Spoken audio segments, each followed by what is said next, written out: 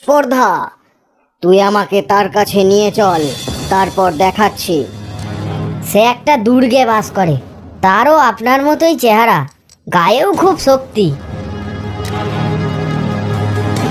কার গায়ে কত শক্তি আজই তার হেস্তনেস্ত করব।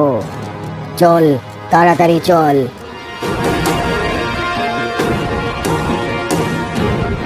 এরপর খরগোশ সিংহকে পথ দেখিয়ে ওই কুয়োর দিকে এগিয়ে চলল। কুয়োর কাছে পৌঁছতেই খরগোশ বলল, ওই যে মহারাজ, ওখানেই ওই সিংহটা আছে। সিংহ তখন হুঙ্কার দিয়ে কুয়োর মুখে ঝুঁকে পড়ল, আর সত্যিই দেখল তার মতো আর একটা সিংহ তার দিকে চেয়ে আছে। সিংহ হুঙ্কার দিলে সেও হুঙ্কার দেয়।